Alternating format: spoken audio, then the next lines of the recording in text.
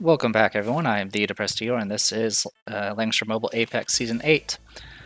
So this week I actually did quite a few matches. I did some at the early time slot as usual, but I also did some at a normal time slot, kind of the evening time slot, to kind of see where I was at as far as the people I'm up against. One of my opponents actually sent a message to me after the match saying he liked the channel, so he's probably one of the 5 viewers I have that actually watch these videos, so thank you. He did win, though, so I guess there's that. As far as my losses, I did lose more than I win, which I was kind of expecting. I was kind of just figuring out kind of how to handle certain boxes. In summary, as far as my losses, letting player 2 have an act again. Again, it's not something you should ever let happen, especially for me, where my box is pretty fragile when it comes against certain units if they get a second action. Another issue is I'm actually running into issues with Kyura, of all things. It used to be pretty easy to deal with her, but I think now that she's more or less 5 or 6 stars for most of the boxes I'm up against, she usually has some sort of target that she can one-shot, which is kind of dangerous. And even if she doesn't one-shot them, she can usually heavily wound them, and she could then follow up with a second attack. So I'm still not entirely sure how I'm going to be able to deal with that. The other thing I've been running into is my Marielle has unfortunately been coming up short as far as getting assassinations on her end, which is a bit disappointing. I'll figure out something to do about that, or I'll have to end up replacing her. This week, SP Narm is available, but her skills and new troops are not. It's just kind of how the order of the requirements are. On Tuesday, assuming you were able to get assuming you were able to beat the first 10 levels of the roguelike mode on Thursday, and you're keeping up with the other requirements, you should be able to get everything unlocked by Tuesday. So by the time you guys see this video, it'll be essentially tomorrow when I'll actually finally have her unlocked. I do plan on trying to find a way to use her, because I kind of want to use her specifically as an anti-air assassin and see how that plays out, but we'll just have to kind of wait and see. Another thing about one of the losses is Sherry, even without ranged troops, can do her assassination move against Illustrial in one-shot her, just simply because of Ragnarok. So that is something I did not expect and definitely cost me a match. Anyway, as for our opponent, I was actually kind of impressed that my opponent had Moo.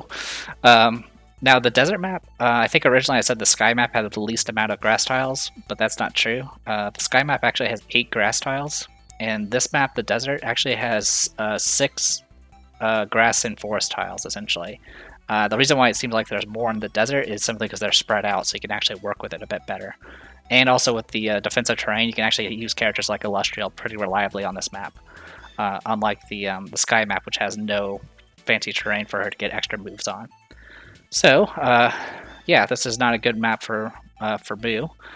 As for my opponent, like I said, I was kind of surprised he had Moo. The other thing to note is he does have a Season 7 banner, which means he got to Langrisser rank in Season 7, or it's either he did it himself or he got boosted. I always assume that they did it themselves, just to kind of give that respect.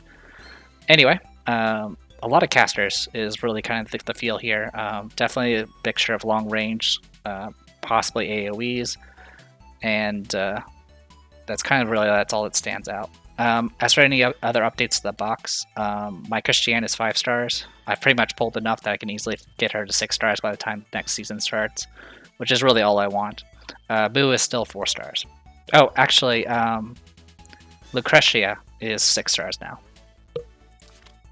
which is a pretty good damage boost because that increases her damage dealt. My opponent did not have Ares, and I was kind of torn on who I wanted to get rid of first. I got rid of Kruger because I really hate his stupid global spell that makes it so you debuff everyone around you. It's just really, really annoying. Also, his little bubble extra 2 steps is also very kind of annoying to deal with. Of course, I take Hilda as my tank. They start going for my long-range assassins, no surprise there. They take their Hilda. At this point, I got rid of the long-range casters. So as you can see, just from how I ban here, I usually do not ban Kyura immediately, and that's probably against players that know how to use her better than me, it can be kind of hard to deal with. I got they left me a Lucretia, so I was happy to like, go ahead and use her. They start going after some of my assassins, or more of my assassins. They take Bozal. At this point, I got rid of Kyura as well as their Lycoris to make sure he can't faction buff anyone else. And then I go ahead and take Sabame. I think it was I don't know if I talked about this match, but I did attempt to kill a Bozal with Sabame in the past and failed. And I think it was because of Hilda's crit negation. So I did want to go ahead and use this as an opportunity to see if I can actually one-shot a Bozal, even if, because usually Bozal is always going to be focused on AoE, which means he usually takes troops like Stone Colossi, which are pretty tanky against physical attacks anyway.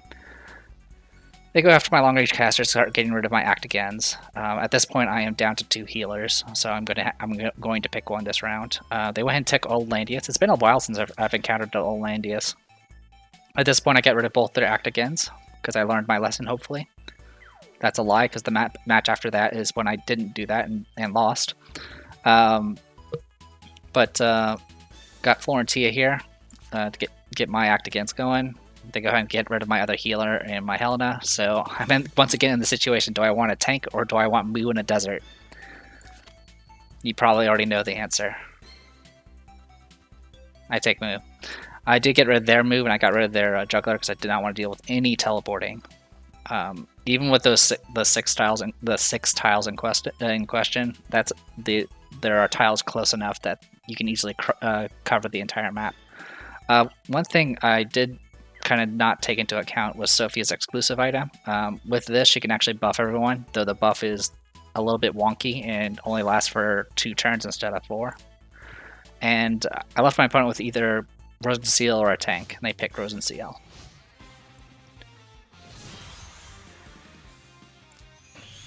Alright, so yeah, like I mentioned before, I am now 6 stars with Lucretia, so that means her damage increase is now 30%, which is amazing. It is based off how high her HP is, so if you do weaken her, her damage actually drops off pretty quickly. So our opponent, no faction buff on Old Landius. Did take 3C and took Thunder Dragon Breath, so he's all in on the line AoE nonsense. Thunder Dragon Breath is really not that great against my box. Defense, it does defense down and it's strong against cav, but I'm not using any cav, and the defense down is not going to do anything because all their primary attackers are casters. The Wave Whisper is going to be annoying, and usually Old Landius, when he uses his 3C, it always clocks. That's just from my personal experience, so that's just something I'm kind of expecting at this point. Bozal did not bring a faction buff either, went 3C Black Hole and Seal, the full debuff build. This does mean they do not have any sort of faction buff, which means they're relying on Sophia. She did bring Mass Resist, which is just a raw 30% defense increase, which is equivalent to a faction buff. And Bozal uses magic defense for his intelligence, so it's actually pretty good for him. Hilda also did not bring a faction buff, again, probably relying on Sophia. Since she didn't bring a faction buff, that means she can do Dominating Formation. Rosenseal went all heals, no faction buff. Did not bring the AoE crystals heal, went ahead and went for Miracle instead. And then, of course, we got Sophia here with Rewind, Mass Heal, and Mass Resist. And looking at the green numbers here, if they have a green number on skill, it probably means they're wearing some sort of badge, and it's probably the Swordsmith one, which negates fixed damage and silence. So both of them are holy with holy troops, which means Twilight Star will not actually work against them. So that's just something to note. So these two are actually not something I can really target for assassination. All right. Besides that, on my side, nothing too special. Standard Moo. She's actually going with no buffs whatsoever. I didn't even bring an attack buff. Pretty much I am just using her purely for the Forest Teleport. Lucretia, full standard single target offense. Florentia, standard heal kit. Hilda, standard kit with faction buff. I went ahead and just went War Goddess because there's no point in me taking the ranged one. And then Subame, I went for more mobility in 3C. And that's the gist of it. Alright. So key things here is noting Bozel's movement. This Bozel only has 4 movement, or sorry, 3 movement. He's not one that wears boots. He does have a skill, which means he probably has some sort of badge equipped, though I don't know which one. Probably the same one that negates fixed damage. But in his case, since he has mixed troops, it doesn't actually help him against Tsubame. So Sophia already opened, healed everyone, triggered her exclusive, and this made it so Old Landius here actually. She also has a Tenyu headdress, which proc the Tenyu breeze. So Sage of the Trees can easily get to anywhere at this point. He can actually reach with his line AoE goes 5 spaces, so he can actually hit these 2 targets if he wants to. Now, no real benefit in doing so, but it is an option. But Bozel's stuck at 3 movement here, so he can really only go here, and then maybe go to there, and then his 3C can go 1, 2, 3, 4, 5. So you can see I kind of positioned myself in a way to take that into account. And of course, if he goes down this way to here, it'll go 1, 2, 3, 4, 5. So it's something like this type situation. Or anyway, so that's kind of the thing I've been watching out for, because obviously his 3C is a problem. So taking into account, I stayed just out of range. Go ahead and activated stealth at this point.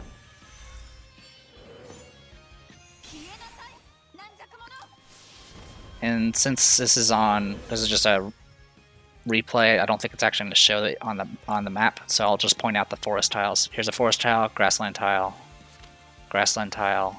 So there's the 3 here, and then there's the grassland, forest here. So yeah, 6 here. But yeah, as you see, it's spread out enough that you can take advantage of it. So I can easily teleport to these tiles here and be able to get anywhere I want. Obviously, it's dangerous because AoE is a thing. So I didn't want to give up initiative, so I just went ahead and did Rush. Rush does put me in range of Hilda here. The goal here is, if I do want to attempt to assassinate Bozel, or any target really, I need to deal with Hilda's Bloody Revenge. So I actually need someone else to tag Hilda and force it to proc. And I have to make sure she doesn't take a turn and immediately refresh it. Because unlike other auras, Bloody Revenge completely negates crit. Doesn't matter how high the percentage is. And my opponent's already preparing for my attack. Plus 15, went ahead and did Miracle, so it's reducing damage and increasing damage. So at this point I can now move in and attack if I want to, which is exactly what I'm going to do.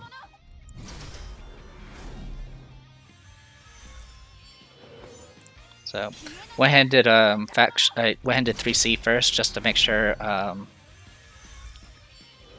Old Landius' 3C doesn't push me around too much, because it expands the aura range. My opponent, of course, moved in. This is actually perfect. I'm still in range to go ahead and attack with Lucretia, and she's taken her action, which means she will not be able to refresh Bloody Revenge after I attack until next turn. And that's all I really need. So I move in, Bloody Revenge procced, and I'm going Free Strike. Her Thorns did not proc, thankfully. And since I did Free Strike, it's effective against spears, and I actually one-shotted her. I was really impressed. So I used my pet to go ahead and fall back. I played it pretty safe and went back a reasonable distance. I'm still in range of Old Landius, but there's no real danger of me getting hit by the Bozel's 3C. So that worked out pretty well. I did fall back though. I didn't where Tsubame was, even with Quickstep, I couldn't actually get in range of Bozel. And if I sticked around, there was a chance I could have been hit by Old Landius here. Like it wouldn't have killed Tsubame, but it would have broken her stealth and definitely hindered me a bit. So I went ahead and just fell back and just passed the turn at the moment, because I still have initiative. So Bozel's buffs are wearing off, but it doesn't really matter since Sophia hasn't acted yet. Went ahead and reapplied Rush, just in case I need to go in again. And my opponent was apparently waiting for that, so he did his Thunder Breath. Didn't really do much damage. Did he even have buffs active? He should have. Yeah. So the only catch about Sophia's exclusive is it doesn't actually do 20%. It only does 15%. But even then, it's just not a very I don't know, just really kind of came up short as far as damage is concerned. I'm not sure if there was anything else that like reduced it. But yeah. Actually, you know what? Let's take a look at that again. Yeah, it's like 4K. That's nothing. Alright, so I got Moo here. And the only person they have left is Sophia, so at this point I teleported in. I did play it safe, but I didn't really need to, because Sophia can't actually attack Tsubame. So applied buffs.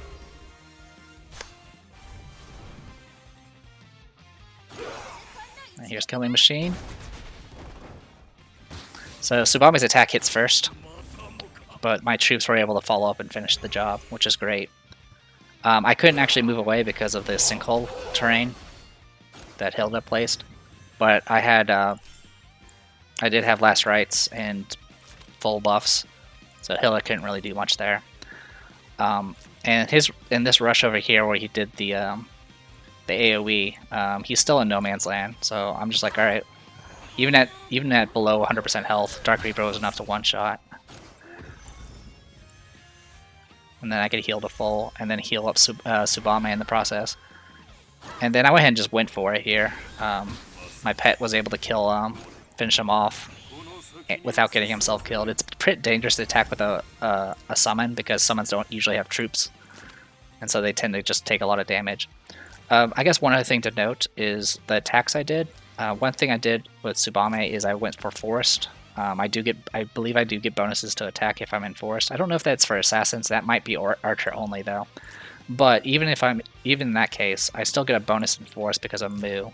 At 4 stars, she provides 8% additional attack and intelligence, so that actually gives her a nice little boost as well. And then there was the fact there was a bunch of troops nearby, so she gets a bunch of bonuses from her Silent Wing.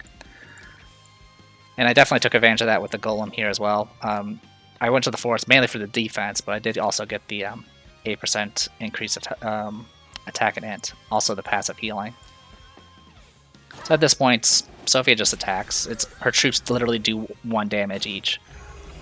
And at that point, my opponent gave up. There was just no way. Now, something I did notice that was interesting in the stat report is Lucretia's pet doesn't actually count as her information. So the kill that I got with the pet didn't actually count towards Lucretia. So you can see that even though we killed 2 enemies, there's only 1 kill shown here because they don't keep track of summons. Alright, on to the next match.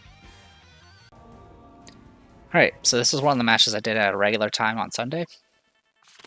One thing you probably have noticed about some of these matches is they're definitely coming very fast, and it definitely goes both ways. Like within a few turns, you kind of know if you're going to win or lose. There's a few matches where I am able to like slug it out towards the end. Usually it's when I make a mistake and I have to kind of rough it out to make a comeback. But some matches, it's just like if they're similarly built to me, where they go kind of tank healer, and then 2 primary DPS, and then some in a wild card essentially. There's a chance where you take 2 kill, you lose your 2 DPS, and that's it. You just don't have any way of actually winning the match at that point. And then there's no point in prolonging it. Anyway, for my opponent, Sky Map again, wonderful. My opponent did not have Ares, but he did have Omega, and I hate dealing with Omega, so I just take him out of the equation. So this box definitely has some of the old staples that were definitely very difficult to deal with in the past. You got Arian Rod, you got Rian. There's Rachel of all things. When's the last time anyone's seen Rachel? And we got Gizarov here. So yeah, Gizarov Demon of all things too. That's crazy. So yeah, the match this seems to have a mix of assassins and then a bunch of ranged AoE with some abilities to help close the distance, essentially. So yeah, banned Omega. My opponent went ahead and banned my Rosen Seal. So I was like, oh, they're probably going to go for Bozel and go for a bunch of AoE nonsense. They take Hilda, so I was pretty happy about that. Because then I was like, you know what, I'll get rid of their teleport because I didn't want to deal with it. And then got rid of Rian. Take my Hilda. They got rid of my Moo. I was actually really surprised my opponent got rid of my Moo. I mean, this map only has 8 grassland tiles and they're all in the center. So I was kind of surprised about that. Not surprised about Tensei Jessica though. Not surprising is my opponent's second picks Bozal now. At this point, I was like, alright, well, if you're going to want any sort of faction buff on him, you're going to have to do it yourself. I got rid of both characters that have the Mystic faction buff. They're also both very annoying characters to deal with, so I just got rid of both of them. Take Lucretia, because they left me with it. They get rid of my my Helena, got rid of one of my Actigans. They went and take Florentia already. And then we got, I went and got rid of Juggler and Sherry, because Sherry has been, like I mentioned, Sherry's actually been giving me some problems now. I went and grabbed my Florentia just to make sure I had, because at this point I was down to 2 healers anyway. At this point they banned my more of my assassins. They take Zerida, who I haven't seen that often either. At this point I got rid of their other act again, and got rid of the Aryan Rod, so essentially they can either take Rachel or Rosenseal. I went and grabbed Kyura. Kyura's not the best against Bozal, but she can definitely take out Zerida. And then they go for the rest of my assassins and left me with Sissy White and Christiane. And they take their Rosenseal, so I take Sissy White.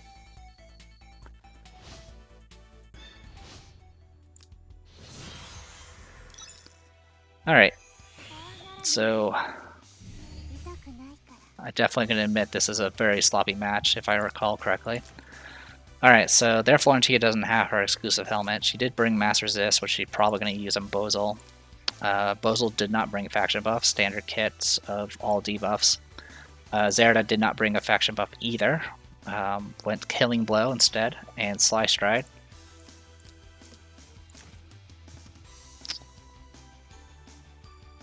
I'm trying to think here. Yeah, well, I guess it's... So the only reason this... So Sly Stride is... These are redundant because of the 3 move it provides. But if you happen to have to force a pass turn and waste your Heart of Alizar, you still have your Killing Blow and Sly Stride here. So I guess I can kind of see what the plan here is with that. It's just a backup plan. Also, Earth Knight, Elf Knights, I don't know why. Because you can't really steal buffs from... I don't think you can steal buffs from anything that's dead. Anyway, Resident Seal, this one went full heals, all crystals. And then the Hilda here did bring a faction buff. She could only faction buff herself and Florentia. And went Phalanxes. Nothing too special here, standard Hilda. My Kyura, I did go... Yeah, I went to assassination moves. Florentia, standard healer kits. Lucretia, standard single target. And then Sissy White, I did drop her AoE heal, area of heal for a mass attack. That way she can buff Kyura. And that's the gist of it. So, as always, count the steps of Bozal. This one has 3 movement, but can fly because of sorceresses. So, right now, with Rush, if he were to get rushed by Florentia, he can go all the way to here, and then go 1, 2, 3, 4, 5 with this 3C. The other option is he moves 3 and then gets Act again. And then from Act again, he can go 1, 2, 3, and then 1, 2, 3, 4, 5. So he has a lot of coverage with that 3C right now. So that's just something to be aware of.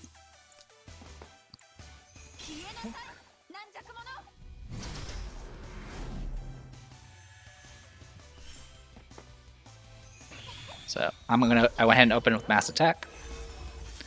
And I'm gonna use her allowance to go ahead and make a Lancer. If I do need to clog a hole, that's what I need. That's what I need that Lancer for. All right, went straight for 3C, and Hide and Seek is active.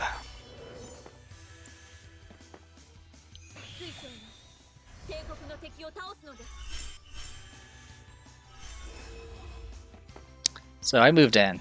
All right. So this was crazy. Like this plan was just this was nuts.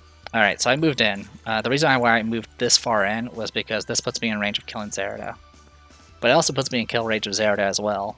So I don't know what I was thinking here. Florentia can very easily do act again, and before I can act again, she would be able to close in and then just possibly kill Kyura. I don't know if it would guarantee a kill or not. It's hard to say. I'm assuming it could. The only reason I'm hesitant on saying it would is it's assassin versus assassin, which means they both attack very quickly. So it's possible that I could do enough damage to Zerda before she gets the kill. The only reason I'm not sure that's going to happen is because she does have hide and seek active, and if she does have Twilight Star, I'm not going to have the benefits of Last Rites. So that's just something to consider. Now, Bozel is definitely in range of doing his 3C. It won't kill Kyura. In fact, she'll just self-heal most likely unless she gets heal negated. Which, if that happens, I'm willing to back off at that point. So, yeah, so Wind Rush. So I don't have to worry about the act again. I was kind of surprised that didn't happen. I was expecting act again on Zerda and possibly killing Kyura. So at this point I was like, I don't know what my opponent's going to do now. So I stayed far back, went ahead and faction buffed, and we're just going to see what's going to happen. So 3C, it's just going to hit Kyura and my summon. Now Seal did proc, but Seal, I am immune to silence thanks to the attack, mass attack. But I did get my passive skills negated, and I had a mobility debuff, and I'm also going to take damage, and I can't receive buffs. So a bunch of nasty things here. This was actually a nasty combo. I went from 6 movement down to 1, because I don't get the extra movement from Star Slash because of the passive negate, and then I have mobility down. So I'm not able to even go after Zerda at this point. The thing I'm a little confused about is I don't know what the point of the rush was. He could have easily done his 3C from a farther away and not waste the rush. Speaking of rush, it's not for those who don't know, rush only increases your mobility up to 5. So if you use it on something that's like already at 5 mobility, such as cavalry, or unbuffed mobility, such as cavalry, it actually does nothing. And sometimes I forget that, and then I feel dumb. The more you know. So I did do Florentia's strategic regroup, mainly because it was the only heal I had in range. It dispelled a buff, and then dispelled another buff from Forest Priest, and then dispelled another buff thanks to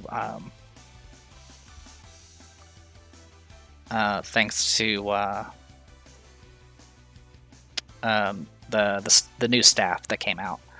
I went ahead and acted again. Originally, I could have done act again on Kyura, in which case it would have dispelled the passive negate, in which case I would have been able to go in and kill Zerda at this point. The reason I'm not doing that is because Bozel's about to blow me up again. His stupid little Descent to Chaos, its cooldown starts at pretty much at 0, and increases that by 1 every turn. Or not by every turn, but every use, essentially. So it gets longer and longer. So right now he can actually do another AoE. Even if it was still on cooldown, he has Black Hole as well. I need to actually deal with the Bozel here, or else I'm going to be in trouble. So I did Impure Shockwave. Everything except for I think the skill debuff was soaked up by the crystal barrier. And I went with Okretia because I wasn't sure I was actually going to be able to get the kill. Or not, with Kyura anyway. So, Crystal Ward's going to heal up Bozel some more.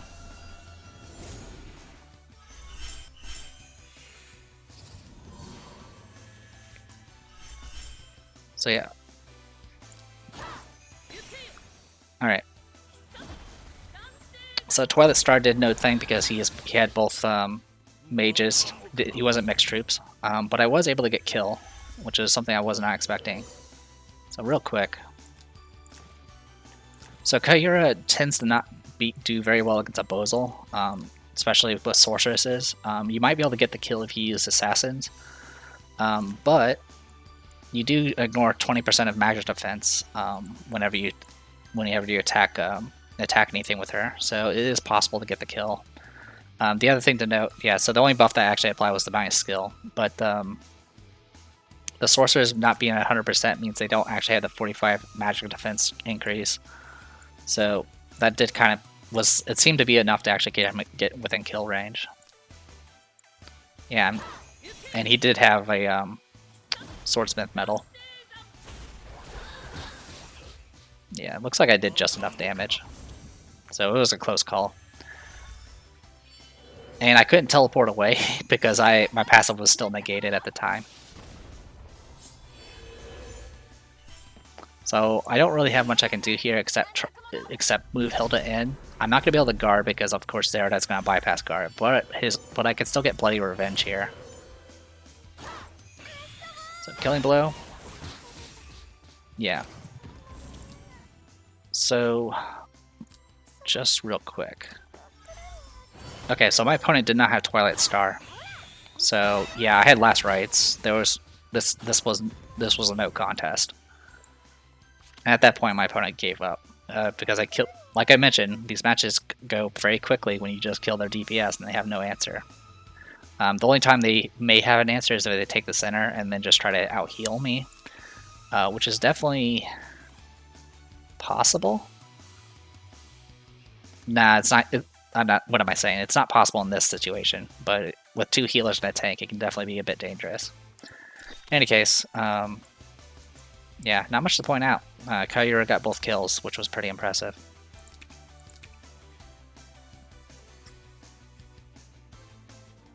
And there you go. So yeah, like I said, I did a few more matches. Like I said, there's not much to talk about. Most of them. It's just I'm still figuring out how to deal with certain characters like Sherry and Kyura. Depending on the layouts, it can be very difficult. The other thing to take into is sometimes Elwyn is actually a problem for me. Hilda can tank Elwyn easily, but his presence on the field means I have less options about teleporting in and things like that. And that's definitely something I have to take into consideration more often. But in any case, my win percentage is still doing okay. It's definitely going to drop some more in the next 2 weeks. At this point, a lot of people have settled in on Gold 3, so they're going to be about similar strength to me in this case. But overall, I'm having fun with it, even though it sucks to lose. And I've been trying to get Gold 2 every once in a while when the opportunity arises, but I always end up losing, unfortunately, and then I drop a bunch of points. But yeah, it's been a pretty cool season, and definitely looking forward to seeing how far I get in the next 2 weeks. So until next time, everyone, I am the Depressed Dealer, and this was Langrisser Mobile Apex Season 8. I'll see you guys later.